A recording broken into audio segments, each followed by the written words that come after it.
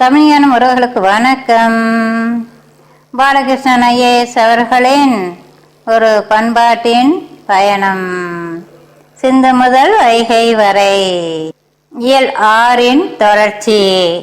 தொல்காப்பியம் மொழிக்கும் வாழ்க்கைக்குமான இலக்கணம். தமிழ் மொழியின் தொல் இலக்கணமான தொல்காப்பியம் இந்நூலின் மைய கருத்துக்கு பல வகைகளிலும் முக்கியமானதும் பொருத்தப்பாடு உள்ளதும் ஆகும். தொல்காப்பியம் காலத்தால் போதி யுகத்துக்கு முன் 3ஆம் நூற்றாண்டை சார்ந்தது என்ற கருத்து நிலவுகிறது. இதன் காலத்தை சில நூற்றாண்டுகள் முன்னும் பின்னுமாக வெவ்வேறு அறிஞர்கள் மதிப்பிட்டாலும் அம்மதிப்பீடுகள் இந்நூலின் மைய பொருளை எந்த அளவும் பாதிக்கவில்லை. நமக்கு கிடைத்துள்ள தமிழ் இலக்கிய நூல்களில் தொல்காப்பியம்தான் மிக தொன்மையானது என்றாலும் அதுவே தமிழ் இலக்கண மரபின் முதல் நூலாக இருந்திருக்க வேண்டிய கட்டாயமில்லை. இதை தொல்காப்பிய அகச்சான்றுகளே நிறுவுகின்றன. தொல்காப்பியம் தனது காலத்துக்கு முற்பட்ட பல்வேறு இலக்கண இலக்கிய மரபுகளை சுட்டிக்காட்டி அங்கீகரிக்கிறது. ஆனால் அத்தகைய இலக்கண இலக்கிய நூல்கள் இப்போது நம் கைகளில் இல்லை. தொல்காப்பியர் அருந்திசினோரே, தெரிந்திசினோரே, நூலறி புலவர், என்மனார் புலவர் என்று பல்வேறு தொடர்களை பயன்படுத்துகிறார். தொல்காப்பியத்தை ஆங்கிலத்தில் மொழிபெயர்த்த எஸ்.வி. சுப்பிரமணியம் தொல்காப்பியத்துள்ள 1610 நூற்பாக்களில் 343 நூற்பாக்களில் முந்தைய நூல்கள் பற்றிய குறிப்புகள் உள்ளன என்று சுட்டிக்காட்டுகிறார். அதாவது 21.3 விழுக்காடு நூற்பாக்களில் தொல்காப்பியத்துக்கு முந்தைய நூல்கள் நினைவு கூறப்படுகின்றன. தமிழ் இலக்கண மரபுகளின் தொன்மையை கணக்கிடும் போது இந்த புள்ளி விவரத்தை புறக்கணித்து கடந்து செல்ல முடியாது. சங்ககால இலக்கண இலக்கிய மரபுகள் அதற்கு முந்தைய நீண்ட நெடுங்கால கூட்டு சிந்தனையின் அறிவு புலத்தின் பட்டறிவு புரிதலின் கொடையாகும். தொல்காப்பியம் ஒரு தனித்துவமான இலக்கண நூல். இது மொழியியல், சொற்புணர்ச்சி, உருபணியியல், நடையியல், சொற்பொருளியல் என்று எழுத்துக்கும் சொல்லுக்கும் மட்டும் இலக்கணம் சொல்லி நகர்ந்து போகும் படைப்பு அல்ல. மக்களின் அகப்புற வாழ்க்கை முறை சார்ந்த இலக்கிய மரபுகளுக்கும் இலக்கணம் வகுத்த நூல். ஆகச்சிறந்த இலக்கிய மரபுகளை ஆவணப்படுத்துவதுடன் அக்கால மக்களின் காதல் வாழ்க்கை, சமூக வாழ்க்கை மரபுகள், வாழ்வியல் விழுமியங்கள் ஆகிய அனைத்தையும் திணை கோட்பாடு என்ற திறவுகோளால் திறந்து காட்டும் ஆவணம். இலக்கண நூலுக்குள் எண்ணற்ற சமூகவியல், மானுடவியல் சிந்தனைகள் புதைந்திருக்கின்றன என்பதே பெரும் வியப்பாக இருக்கிறது. தமிழ் மக்களின் வரலாற்றுக்கு முற்பட்ட காலகட்டங்கள் பற்றிய புரிதலுக்கான முதல் பெருஞ்சாளரம் தொல்காப்பியம். தொல்காப்பியம் எழுத்ததிகாரம், சொல்லதிகாரம், பொருளதிகாரம் என்ற 3 பகுதிகளை கொண்டது. அவற்றில் முதல் 2ம் ஒளியியல், சொல்லியல் மற்றும் தொடரியல் பற்றி பேசுகிறது. இந்த ஆய்வை பொறுத்தவரையில் பொருளதிகாரமே முக்கியமானது. தொல்காப்பியத்துக்கென ஒரு தனித்துவமான விரிந்த கண்ணோட்டம் இருக்கிறது. உலகத்தை படைத்தவன், படைக்கப்பட்டது என்ற கண்ணோட்டத்தில் பார்க்காமல் நிலம், தீ, நீர், காற்று, வான் ஆகிய இயற்கை கூறுகளின் ஊடாக கட்டமைக்கிறது.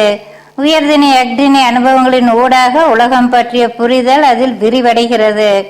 மரபு என்பதன் மாற்ற முடியாத நிலையான தன்மை பற்றி தொல்காப்பியம் பேசுகிறது. தனிப்பட்ட வாழ்க்கை, சமூக வாழ்க்கை ஆகிய இரு நிலைப்பாடுகளிலிருந்து வாழ்வின் பல்வேறு கூறுகளை அணுகினாலும் மாற்றுவதற்கு அரிதான மரபுகள் குறித்த சிந்தனைகளிலும் அது வேறு ஒன்று இருக்கிறது. பொருள் என்பதை காலமிடம் என்ற 2 தளங்களில் தொல்காப்பியம் வகைப்படுத்துகிறது. முதற்பொருள் என்பது நிலமும் பொழுதும் ஆகும். முதல், கரு, உரி ஆகிய 3 பொருள்களின் அடிப்படையாகவும் நிகழ்விடமான நிலைக்களனாகவும் முதற்பொருள் இயங்குகிறது. குறிஞ்சி, முல்லை, மருதம், நெய்தல், பாலை என்ற 5 வகை நிலங்களாக புவிச்சூழல் கட்டமைக்கப்படுகிறது. இப்புவிச்சூழல்களே மனிதர்களின் உணர்வுகளின் ஊடாக நிகழும் நிலைக்களனாகும்.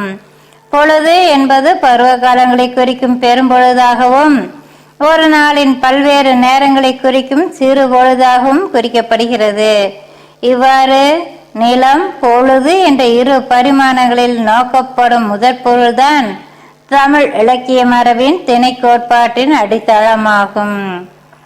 கருப்பொருள்: ஒரு குறிப்பிட்ட நிலத்திற்குரிய கடவுள் மனிதர்கள், தலைவர்கள், குடிகள், தாவரங்கள், விலங்குகள், உணவுப் பொருட்கள், இசை கருவிகள் என்று அப்புவி சூழலுக்கு உரிய பல்வேறு கூறுகளை உள்ளடக்கியது கருப்பொருள். கடவுள் இவ்வுலகை படைத்தவராக இல்லாமல் ஒரு நிலத்திற்குரிய புவி சூழலுக்குரிய அங்கமாகவே கருதப்படுகிறார். தெய்வங்களுக்கும் மனிதர்களுக்கும் இடையிலான உறவை நிலம் பொழுது என்ற முதற் பொருளின் ஊடாக ஒரு கருப்பொருளை கற்பிக்கும் இந்த அணுகுமுறையே பழந்தமிழ் இலக்கியங்களை நடைமுறை மற்றும் உளவியல் சார்ந்த யதார்த்த இலக்கியமாக தனித்துவப்படுத்துகிறது. பண்டைய தமிழ் இலக்கியங்களில் நம்பிக்கை மரபுகள் மற்றும் கடவுள் கோட்பாடுகள் இருந்தாலும் சமய நம்பிக்கை என்பது சங்க இலக்கியம் காட்டும் வாழ்வியலின் மையப்பொருள் இல்லை. உரிபொருள்: உரிபொருள் என்பது ஒரு நிலத்தில் வசிக்கும் மனிதர்களின் உணர்வு மற்றும் செயல்கள் குறித்தது. தனி மனிதர்களின் அக வாழ்க்கை, அது சார்ந்த அகப்புற சூழல்கள், உளவியல் போராட்டங்கள் ஆகியவற்றை தலைவன், தலைவி, தோழி, நற்றாய், செவிலித்தாய் போன்ற பாத்திரங்களின் மூலமாக நாடகத்தன்மையோடு அதே நேரத்தில் மிக யதார்த்தமாக காட்சிப்படுத்துவது சங்க இலக்கியங்களின் சிறப்பியல்பு. உரிபொருள் என்பது மனிதர்களின் அக வாழ்க்கையின் உயிர் பொருளாகும். முதல், கரு, உரி என்ற 3 பொருள்கள் சேர்ந்து காட்சிப்படுத்தும் வாழ்வியல் தான் தொல்காப்பியமும் சங்க இலக்கியமும் கட்டமைக்கும் வாழ்வியல் கோட்பாடு. அகம், புறம். கவிதையின் பொருள் அகப்பொருள் என்றும் புறப்பொருள் என்றும் 2ஆக பிரிக்கப்படுகிறது. அகப்பொருள் என்பது காதல் கவிதைகள். இவற்றில் தலைவன், தலைவி, அதாவது கதாநாயகன், கதாநாயகி ஆகியோரின் பெயர்கள் குறிப்பிடப்படுவதில்லை. ஏனெனில் காதல் உணர்ச்சி என்பது பொதுவானது. இந்த பொதுவான உணர்வே ஒரு ஆண் பெண் இடையே தோன்றும் போது அது அவ்விரு தனி மனிதர்களின் அந்தரங்க வாழ்க்கையாகி விடுகிறது. அதே நேரத்தில் மனிதர்களின் புற வாழ்க்கை, அதாவது வீரம், கொடைப்பண்பு, கல்வி சிறப்பு, சாகசங்கள், சாதனைகள் போன்றவற்றை பேசும்போது குறிப்பிட்ட தலைவர்கள், மன்னர்கள், புலவர்கள் மற்றும் மனிதர்களின் பெயர்கள் அடையாளப்படுத்தப்படுகின்றன. அகப்பாடல்களில் கூட மேல் நினைவாகவும் உவமையாகவும் நினைவு கூறப்படும் நிகழ்வுகளின் பின்னணியில் தனி மனிதர்களின் பெயர்களை குறிப்பிட தடையில்லை. ஆனால் அம்மனிதர்களின் பெயர்களுக்கும் அந்த அகப்பாடலின் தலைவனுக்கும் தலைவிக்கும் யாதொரு நேரடி தொடர்பும் இல்லை என்பது கவனிக்கத்தக்கது. ஒரு கவிதையின் அகத்தினை, புறத்தினை வகைமையாக அக்கவிதையில் இடம்பெறும் மனிதர்களின் பெயர்கள் பயன்படுத்தப்பட்டிருக்கும் தன்மையை வைத்தே உணரலாம். இதற்கு தொல்காப்பிய இலக்கண மரபும் சங்க இலக்கிய மரபும் வாய்ப்பளிக்கின்றன. மக்கள் நுதலிய அகன் 5 சுட்டி ஒருவர் பெயர் கொளா பெற ஆர். புறத்தினை மருங்கின் பொருந்தின் அல்லது அகத்தினை மருங்கின் அளவுதல் இலவே. தொல்காப்பியம் அகத்திணை 57-58. இலக்கிய மரபுகளில் ஐவகை நிலப்பாடு அகத்திணை சார்ந்ததாகும். எனவே அவை அன்பின் 5 என்று அழைக்கப்படுகின்றன.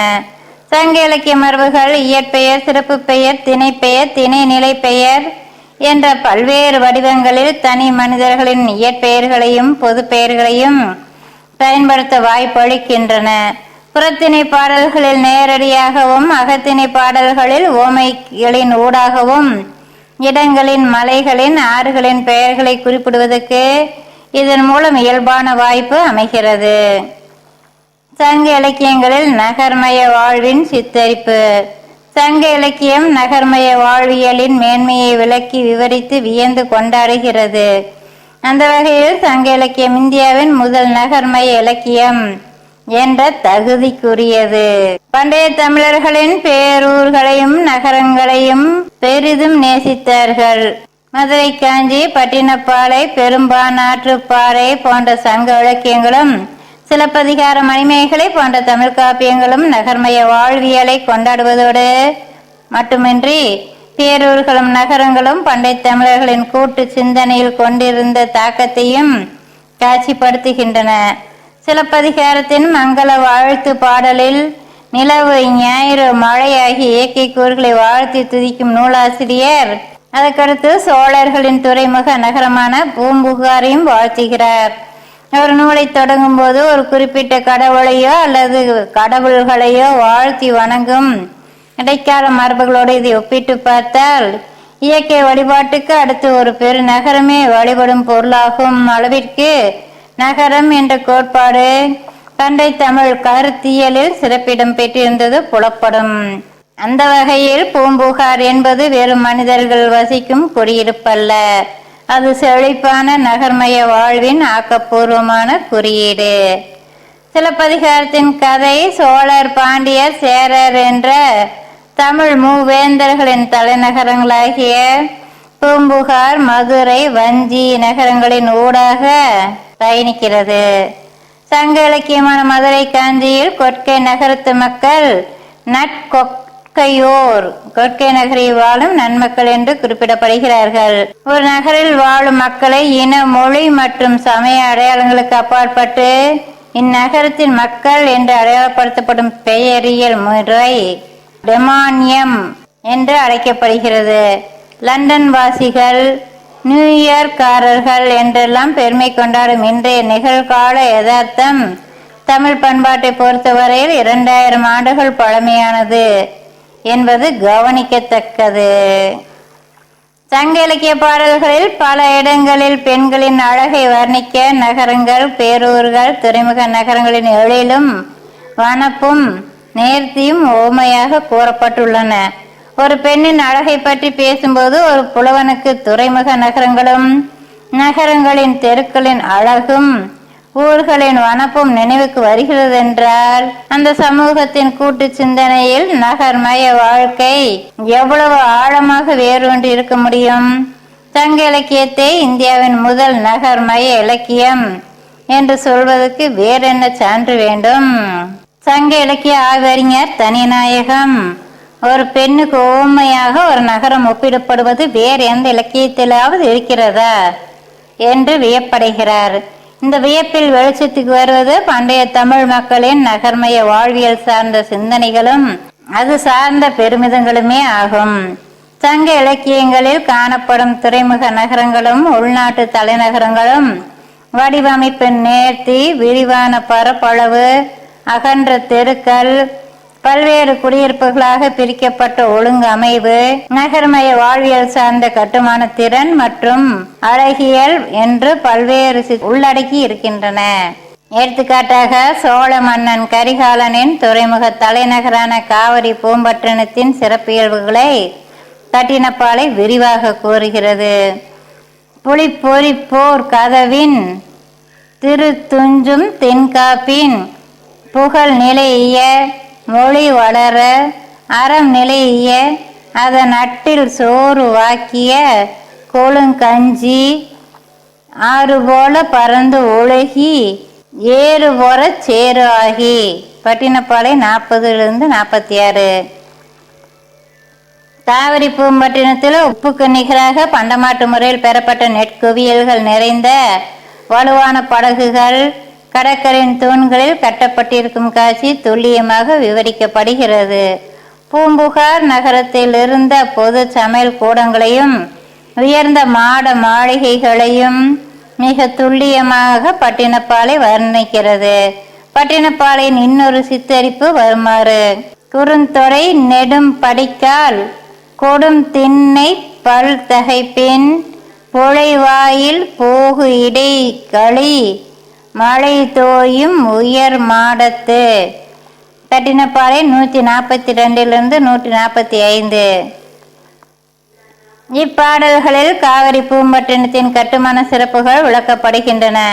பட்டினப்பாலை பேசும் காவிரி பூம்பட்டினம் உன்னதமான நகர வாழ்வியலின் உச்சக்கட்டம். பல்வேறு மொழிகளை பேசும் மக்கள் இணக்கமுடன் வாழும் வாழ்க்கையை நாம் இப்போது பெருநகர வாழ்க்கை, மெட்ரோபாலிட்டன் வே ஆஃப் லைஃப் என்றும், பன்முக நகர வாழ்க்கை, காஸ்மோபாலிட்டன் என்றும் கூறுகிறோம். ஆனால் பண்டைய காலத்தில் புலம்பெயர்ந்து வந்த பல்வேறு மக்கள் இனிமையாக கலந்து வாழும் சிறந்த வாழ்வியலை பட்டினப்பாலை பின்வருமாறு சித்தரிக்கிறது.